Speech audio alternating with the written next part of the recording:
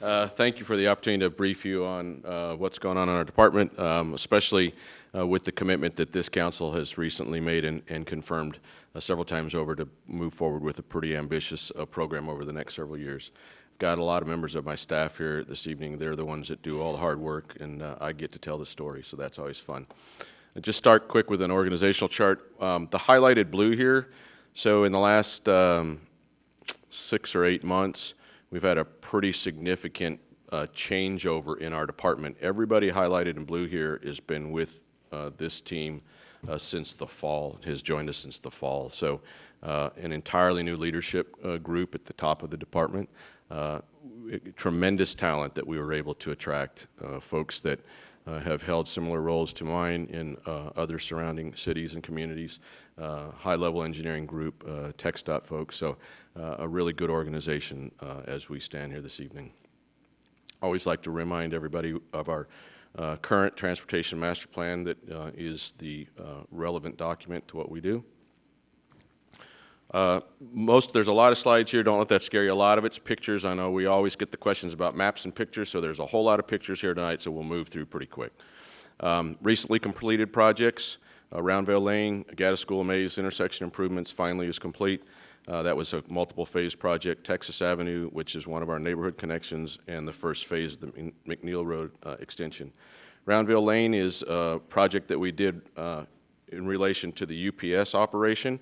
And it's the first time that that our department has done an entire concrete road. We've been, as council may recall, we've been doing some experimentation with different types of pavement structures because of the heavy truck traffic.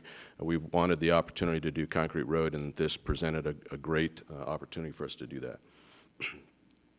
Gaddis and Mays functions better today than it ever has without a lot of expensive. There was some really, previous to me being here, some expensive scope creep as to how to deal with that problem, and we've done a really nice job, I think, of pushing traffic through there for reasonably good dollars.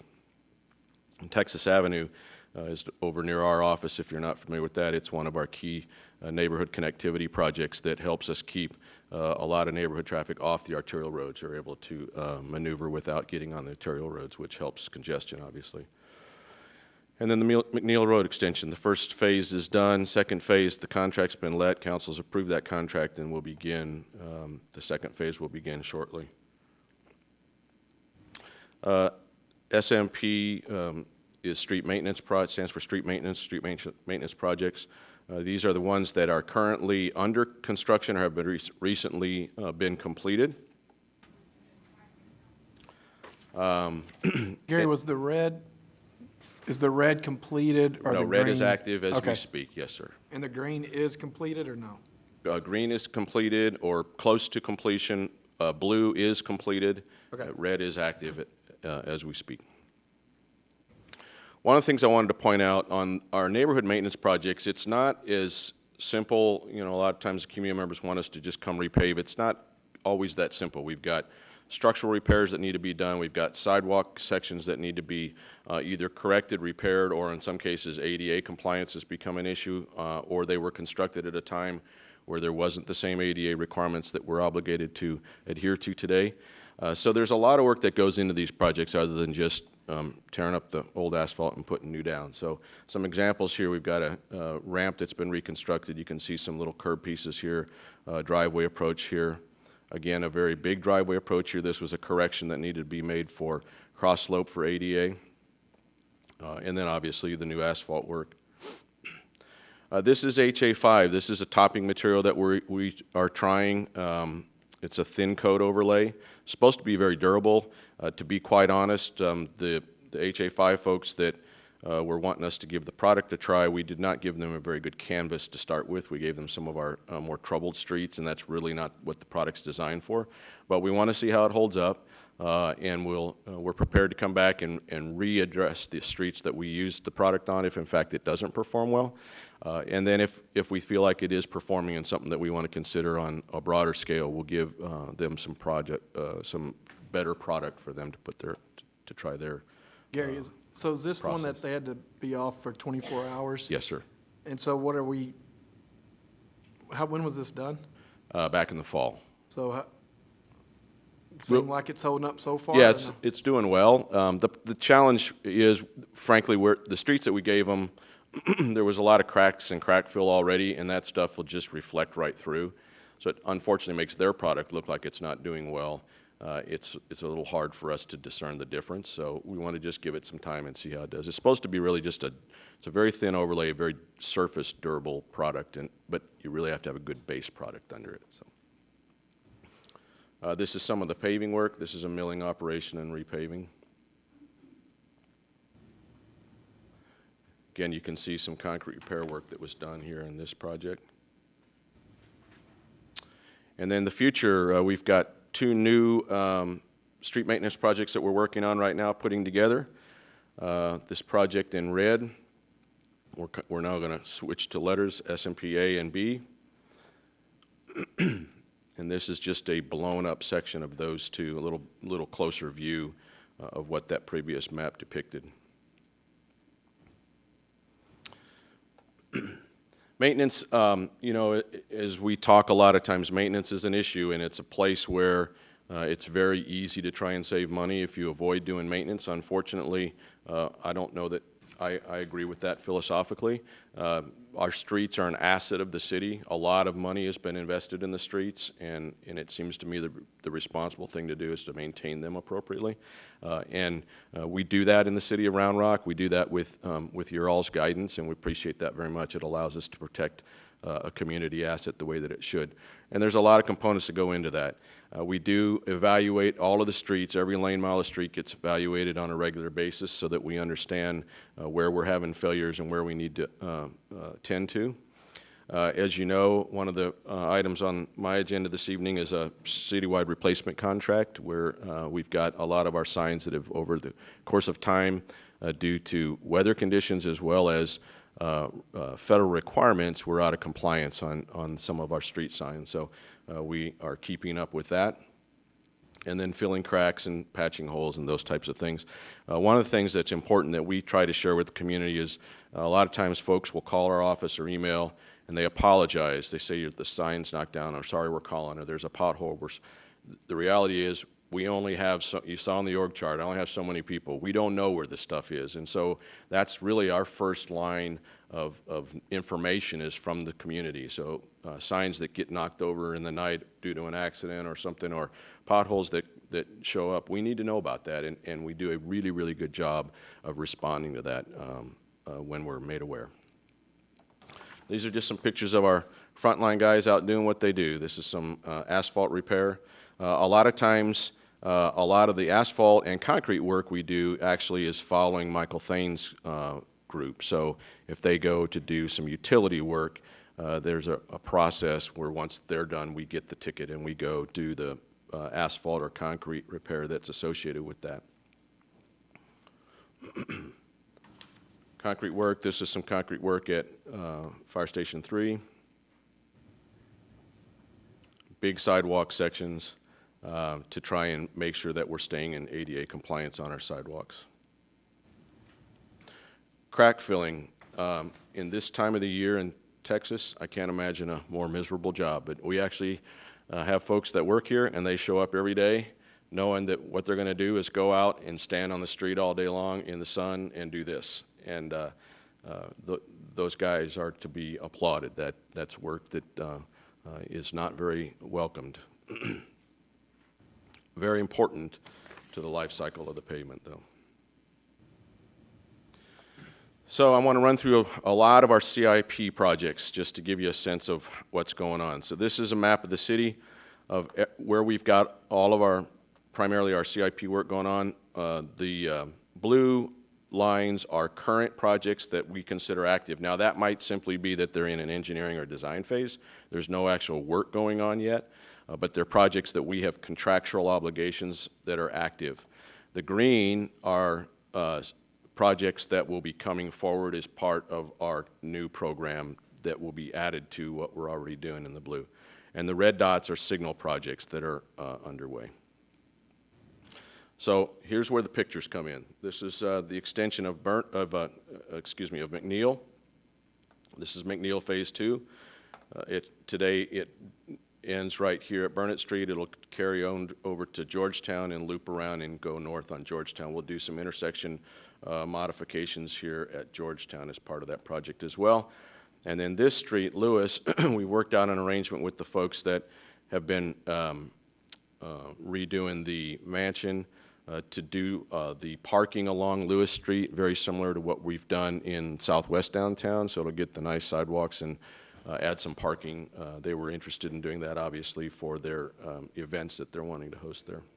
Gary, Yes. are we going to move that, there was talk when we got the bus route, Yes, sir. moving that one down once we get Georgetown built. Are we going to do that, or do, We're going to, the plan is to try and run the bus route down McNeil, yes, sir, to get it off of Main Street. The real stops, we've got a stop in front of the city attorney's office here, and then there's a stop down here close to Georgetown. These will be very easily moved. We're talking about moving the stop here, and then when we reconfigure this intersection, there's a stop right here coming this direction that we'll address. So we're not quite sure what that route's going to look like yet, if it's going to come from over here under, or if it's going to come down Main right through the downtown area here, and then loop down to McNeil. Kenny Fort segments 2 and 3, that is one of the projects that we got some Campo funds against. That will connect it from its current terminus at Forest Creek down to 45. And we have just about all of the right-of-way secured on that project. The engineer, we've got actually some good news from TxDOT this week on the environmental process, so that's moving well. And the right-of-way is just about all secured, so we're moving very, very good on that project. Kenny Fort 4 is the piece that will connect where it ends today, just north of Joe DiMaggio, up to Old Settlers. This portion is constructed, it appears as though it's a driveway, but it's actually half the road that's been constructed for the sports complex that sits here. And this property here is the new Meritage subdivision, and they've asked us to do some realignment here in this corner, which we're working with them to get that done. But that project will be designed and ready to go. We're probably going to sit for a little bit on that project to see if we can't attract some additional Campo funds in the next project call. That project would be ripe for that, we think. Gaddis School Segment 6 is another project that's fully under design and active. We have about between 60 and 70% of that right-of-way either secured or agreements are in place to finalize.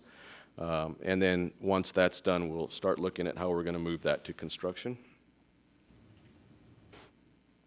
University Boulevard, and by the way, Gaddis School as well was a Campo-funded project, and this is. So these last 3 projects were all successful Campo-funded projects.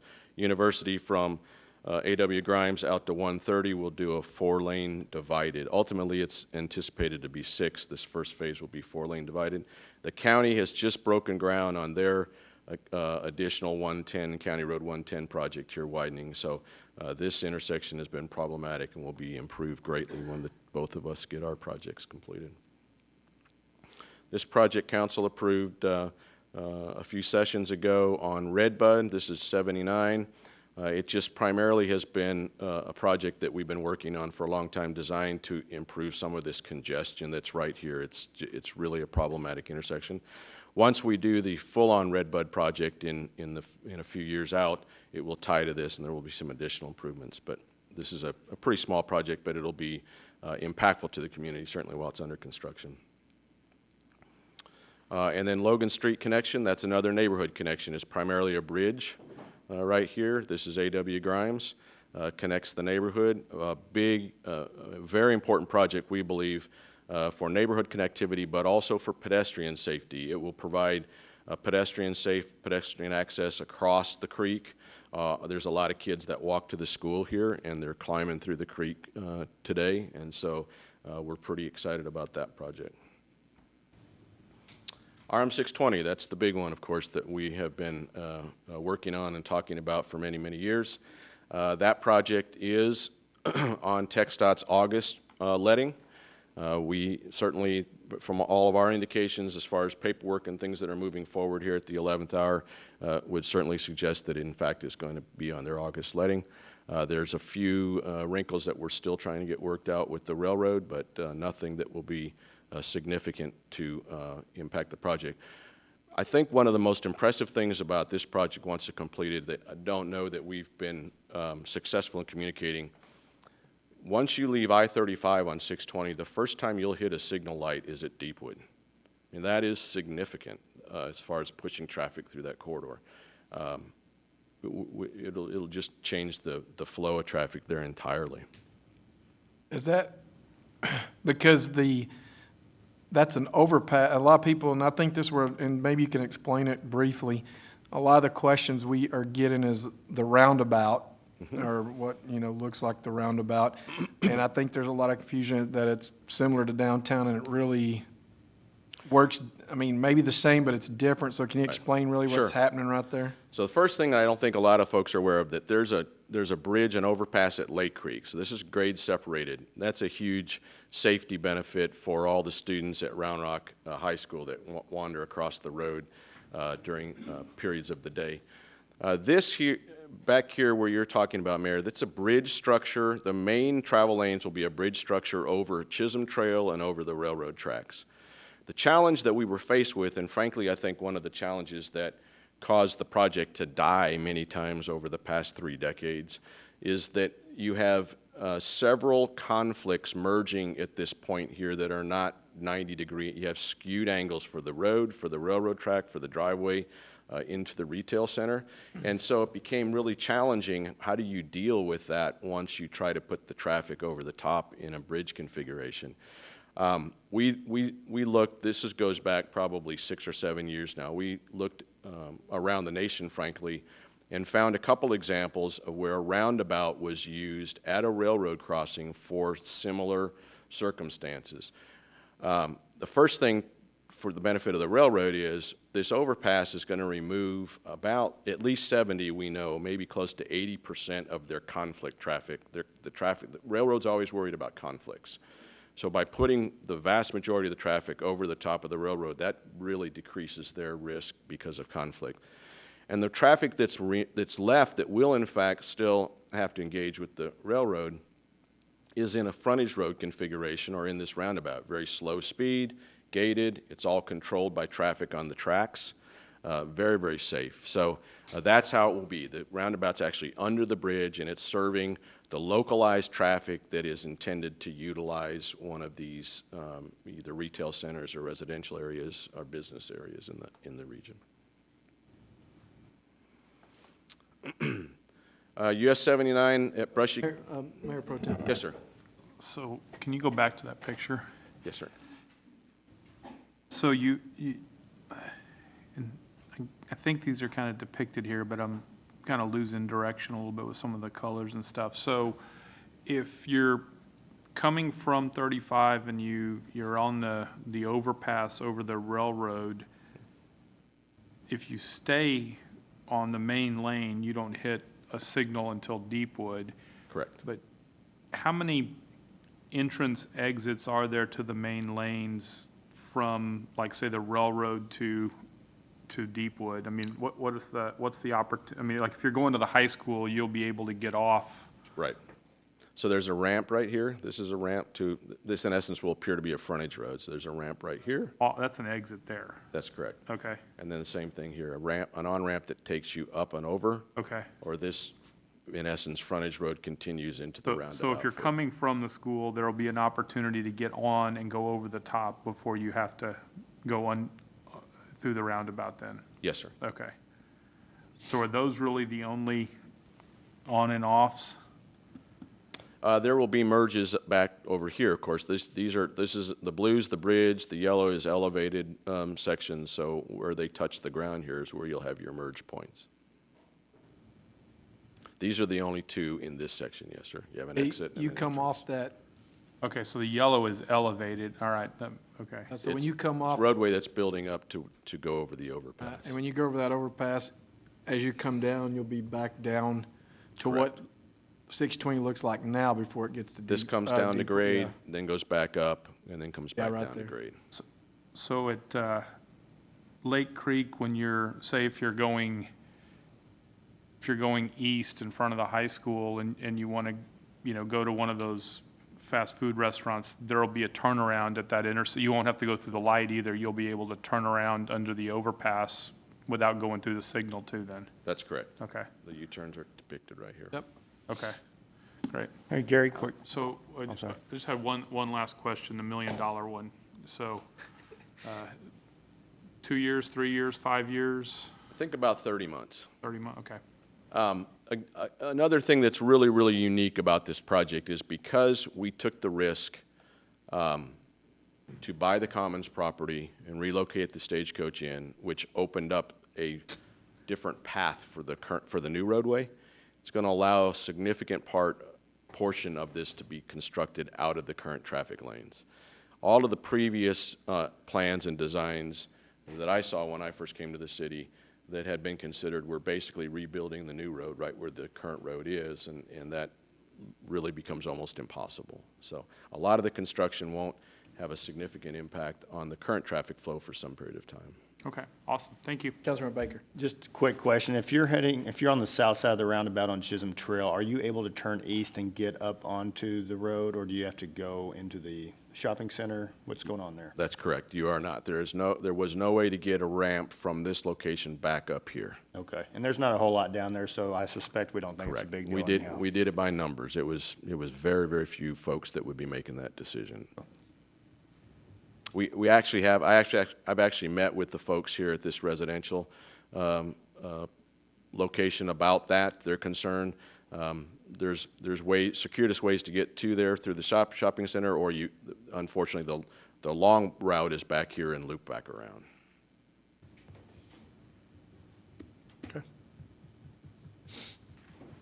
This project is out on 79. This is the Kalahari development that's going in right now.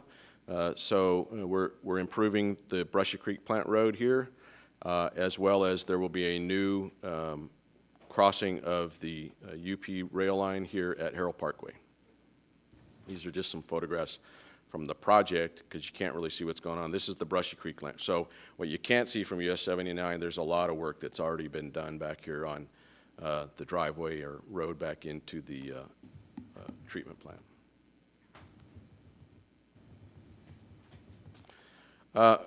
Couple good news photos here. We actually are relocating utilities on University now. So finally, all the right-of-way has been secured to the point that there's active utility relocation going on. This is Encore's work. You can see they're standing new poles out there. And Atmos is doing their gas relocation underground. So fingers crossed, this project can go to construction sometime in the not-too-distant future, finally. And that'll really help the, what's the exchange? DDI. Yeah, the DDI and that congestion that everybody's seeing right between the outlets and. Two key things there. I think we push a lot more volume to the DDI, which functions very well. And probably the biggest benefit that's been lost is for the first time we'll have really safe pedestrian crossing across the creek there. Today there's no sidewalk, and you see folks in the traffic lane trying to cross the creek there at that bridge. So they'll have pedestrian facilities there. And then this is the Oakmont project that's currently under design that will be the back access into the Nutty Brown site. The green dashed line here is the Maze extension. That's a county project. It's actually probably moved over here a little bit, but that project the county has underway, and we'll make that connection.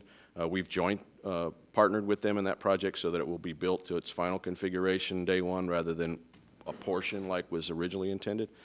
And then we will bring forth this project for construction when it's designed. These are just some photographs of, because you can't see the work that Wilco actually has going on the May Street extension. It's very active. This is work that's going on for the bridge structure. You can see here they've got caissons already in the ground. Here's some steel and caissons.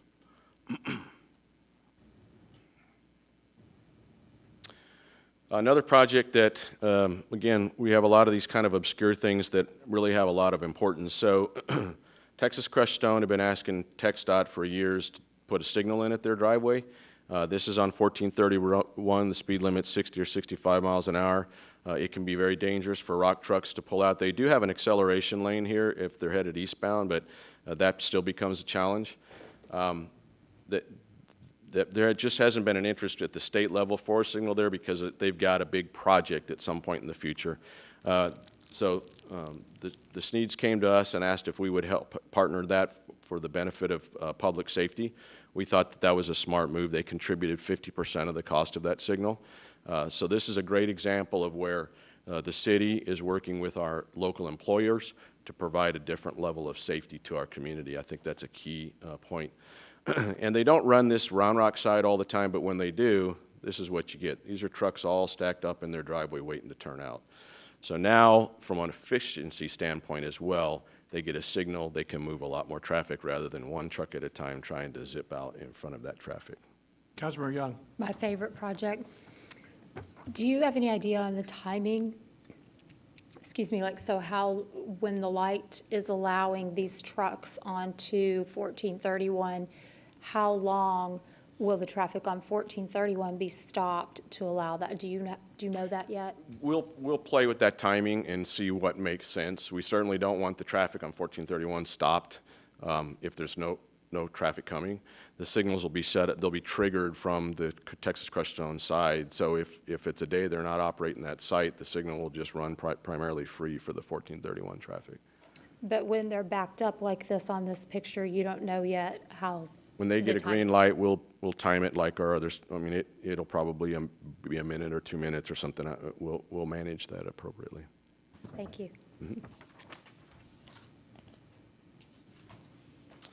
And then another thing that we're doing is trying to dress up some of our arterial roads as part of the projects as they go, and this is Creek Bend, trying to do low water use and low maintenance things, but just to try and make our rights of way not look so unkept. All right, the new projects coming up. This is really important with some of the funding commitments that council has made to carry forward. So we did an RFQ right around the first of the year, earlier this year. There were 19 firms that submitted for qualifications. This is for design work. That was exceptional. We felt really good about that. We selected 7. There was a natural break-off at a scoring spot. So we selected 7 firms and did face-to-face interviews with those firms. And we selected 6 of those firms and assigned projects. So we've assigned 6 projects that we are negotiating those contracts right now. Once those design firms are under contract, we'll begin that work on the projects that we've talked to council about that is part of our bond activity. Most of the firms we've used before, but we did select 2 firms that my department has not done business with before. So we're always trying to look for opportunities to use folks that we haven't had a relationship with. Gary? Yes, ma'am. Excuse me. Are any of these firms local? They all have Austin offices, yes, ma'am. Some of them have Round Rock offices. Thank you. Wyoming Springs, so when we did this advertisement, the subject property, whenever we do an advertisement that we intend to assign multiple projects, we pick a project as the subject property. That's what they're all responding to. And then we're able to discern, kind of select firms that we think might have a little specialty in certain types of the other projects. We selected Wyoming Springs because of its complexity. It's a very complex project. It's going to be a challenging environmental project. It's going to be a challenging project because of the karst features. It's going to be a challenging project because of the landscape that it goes through in neighborhoods. So we felt like that was the most complex project of all the new work that we're assigning. So that was the subject property that the responding firms had to respond to and the folks that had interviews had to address. The county thus far has committed $1 million to the design work on this project. We'll continue to work with them as the project moves forward for additional funds as well.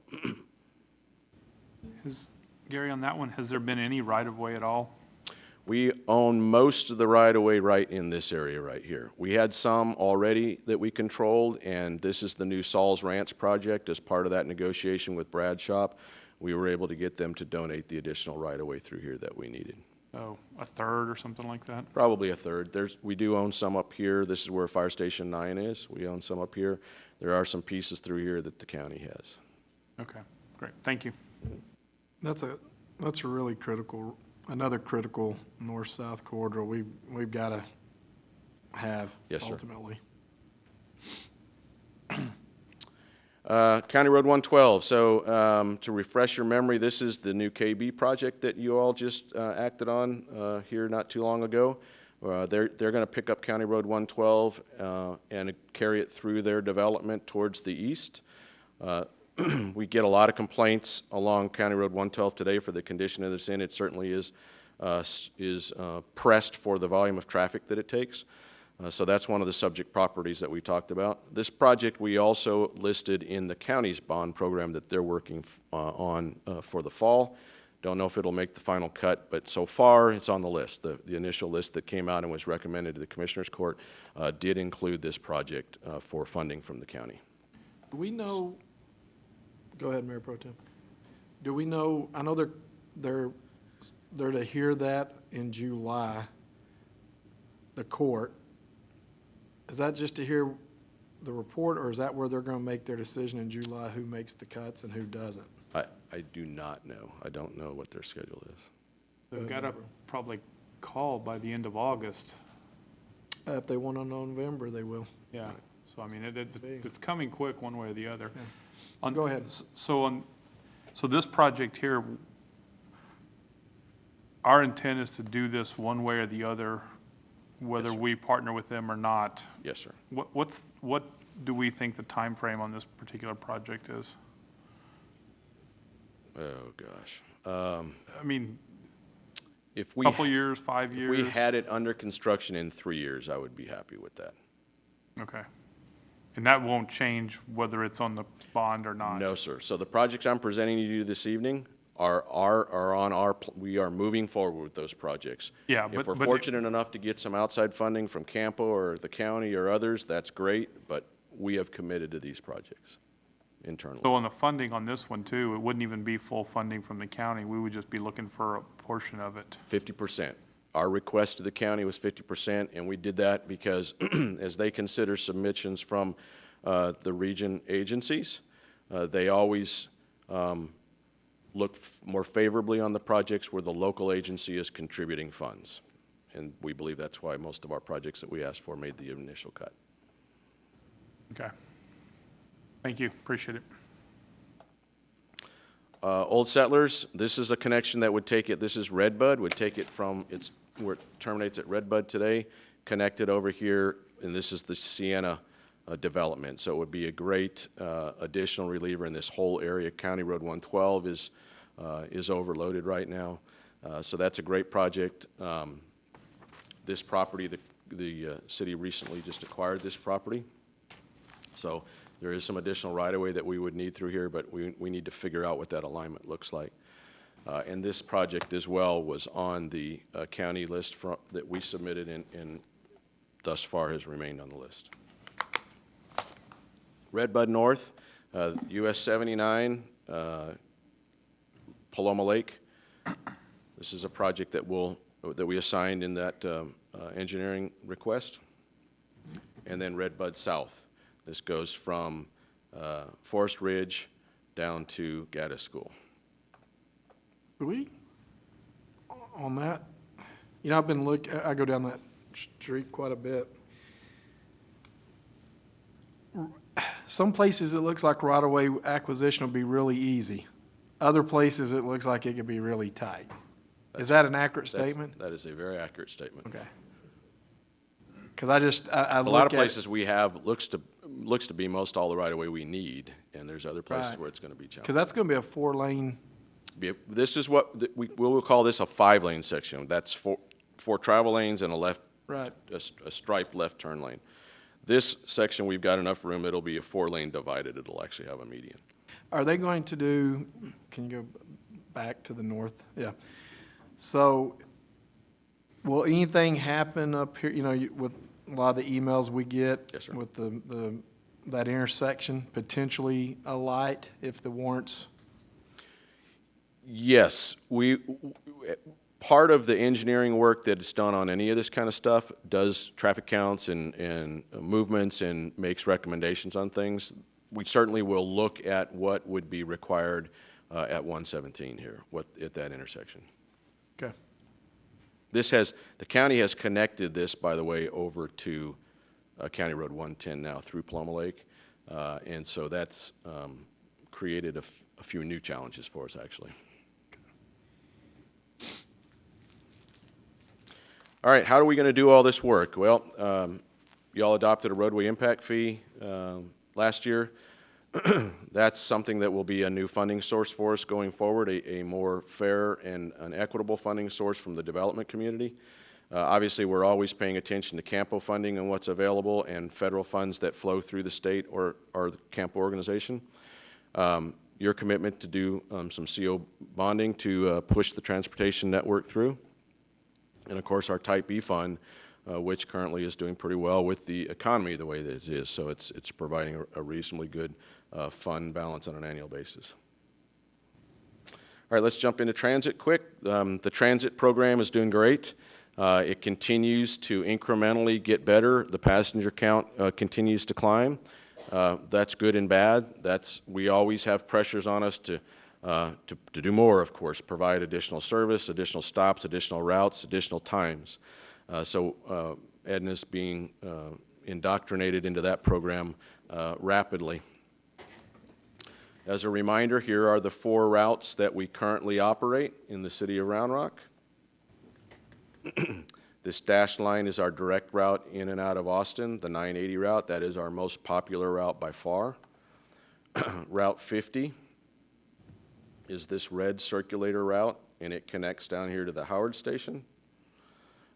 51 is this blue circulator route internal to Round Rock. It's just a Round Rock circulator route. And then 52 runs up and down. It hits this portion of the 45-35 corridor and runs in and out of the Tech Ridge park and ride. Are we seeing a high use with the expansion of the 980 routes? An Yes. increase?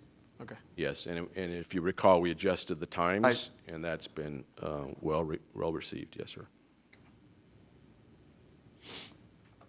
So you can see here on our regular fixed route service, the trend is up. It continues to build.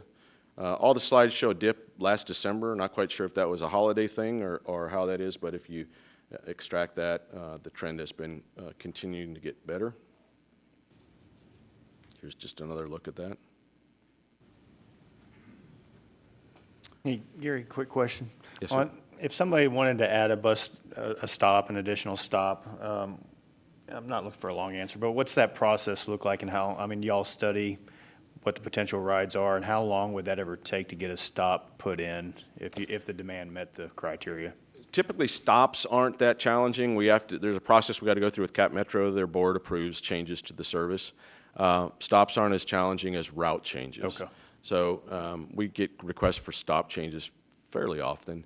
What we have to be careful of is to make sure that the reality is a fixed route bus service requires you to be mobile to some extent within a mile or a half a mile. And if we start adding stops to be from a convenience standpoint, the bus isn't going to go anywhere. It's going to be stop, stop, stop, stop, stop. So we have to gauge, typically when there's a request for a stop, we try to find out if we actually have a related stop that's in the wrong spot, that we either can split 2 stops or make some adjustments to try and minimize the number of stops. And what's that time process? You know, you get a call and how long does it take to look at it and say yes or no? Is it a 6-month process, a year process? Yeah, we can look at it pretty quick. If we have to work it out through Cap Metro, typically about 6 months. Okay. And We actually are talking to them right now about some route changes that they would take to their board, I think, in the fall. Is that right, Ed? yeah. So the thing that because I don't think you were on yet, but as part of our contract, we analyze the routes every year, and if we need to see if there's to your point, if we're getting calls over in neighborhood H, and neighborhood H only has 1 stop, then with Cap Metro, we can look at doing just a reroute To Gary's point, and this is the struggle I think even Cap Metro has, is the last mile. You know, what I mean, and how do you fix that? I mean, Austin's fortunate, well, don't know if they're fortunate, but the scooters, believe it or not, I mean, they had a huge number of riderships on those scooters, and it's, a lot of times it's probably last mile or last half mile. And so, It's a reference in the industry for that reason, nationally, probably Right. internationally. The last mile is the hardest. challenge. Right. And so, but usually about the end of the year is when this comes back and we'll have an update on We're just proposing this some and- route changes. I have a slide that speaks to that a little bit. This is the paratransit. So when we operate a fixed route, we're required to operate a paratransit for the folks that need that service. That as well has continued to grow. This is probably more of a pressure point for us than the fixed route service because of some of the health challenges that our community members have. Primarily dialysis, this has become a huge challenge for us serving our dialysis customers. But again, the ridership continues to increase. So here are our potential service changes that we're working with Capital Metro for later this year. They would be effective early next year. Change some route times, try and coordinate some times a little differently so that they coordinate with Cap Metro's routes at Tech Ridge and Howard Station. We've got some places where we're missing some of those. Move Route 50 to a little earlier start time, some changes to 980 so that it can hit the connect with the rail service.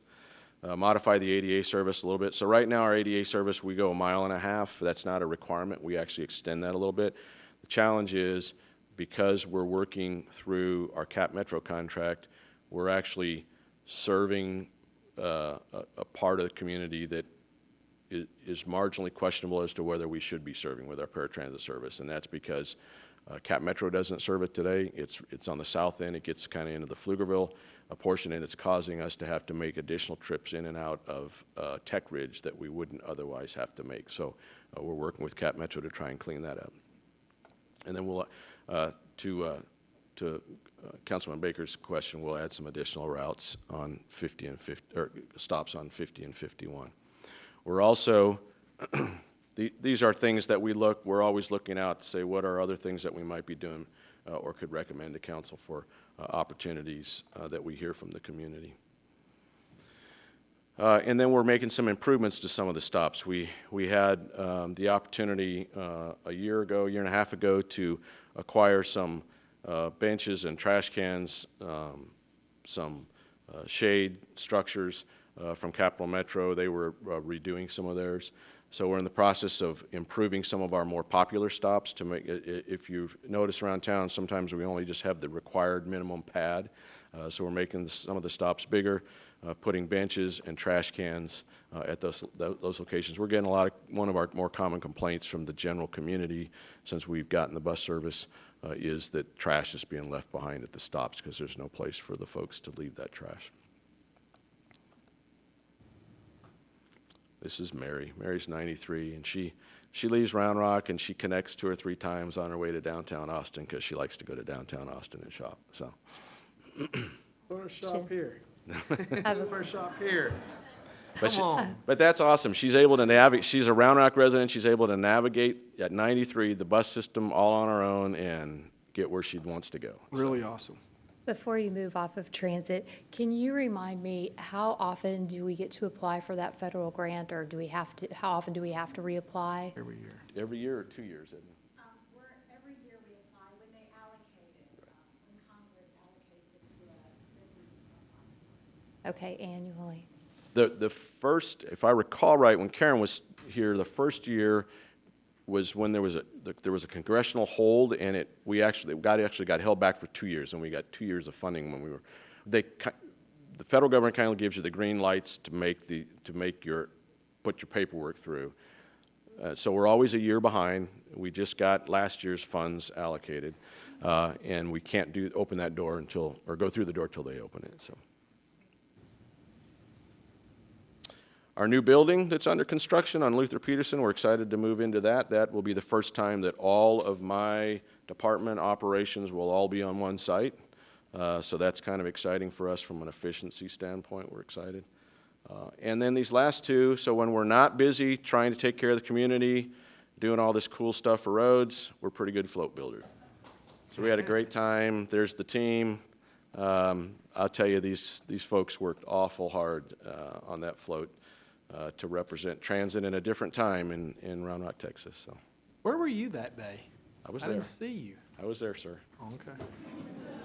I was Saw your walking. team. I was not riding. I was walking. Any questions, Councilmember Baker? It's in you, I know, on 35, where they did, is it the ribbon bridge that they put in heading north? Are they still planning on doing one heading south at some point? And if they are, do you know the timing of that? So TxDOT had two plans, a northbound and a southbound. We were told that they were ready to go forward with the northbound. We were also told that they were going to probably start the southbound version. I don't think it's a braided ramp, but it is some ramp reconfigurations to fix that plug or attempt to. We were told they would start that in probably 2021 or 22. Recently, and when I say recently, like in the last 6 months, we heard some noise that maybe there was some internal change to that they weren't sharing with us. And because we're fortunate enough to have Gerald, he was able to make do some checking, and in fact, they have made some changes to that plan. So they now are working on kind of a middle plan, if you will. Some minor adjustments to the lane configuration, primarily some striping things that they intend to, I think, roll out still in 2021. 2021, Gerald? Yeah. So they're going to try and kind of bridge some time here. Those projects are expensive, of course, while they continue to find the funding to do a bigger project. I'd heard, again, you never know, but in the transportation world, but I'd heard they also might do some of the work while 620 starts. You know, because it's all going to go along in that same, so it'll all be It's torn going to be a up. challenging. The good news is all the stuff that I shared with you this evening will make an there's a lot of lane miles here that don't exist today. These are greenfield projects that capacity that just doesn't exist. These aren't little projects. The challenge is we can't wave a magic wand and do them overnight. And so it's going to get worse before it gets better in a lot of these locations, but the fix is on the way. Any other questions? Well, I know I joked with you before you came up, but, you know, we see the annual survey. We know what the struggle is with transportation. You know, when you do the heat map, a lot of it's 35. We really don't have a ton of control on it, but your team, you know, I know you've been short-staffed, and I know you're glad it's gotten fully staffed. These folks Yeah. are it right here. And I want them all to stand up, just where we can see you. Come on, don't be shy. I shook your hand, so, yeah.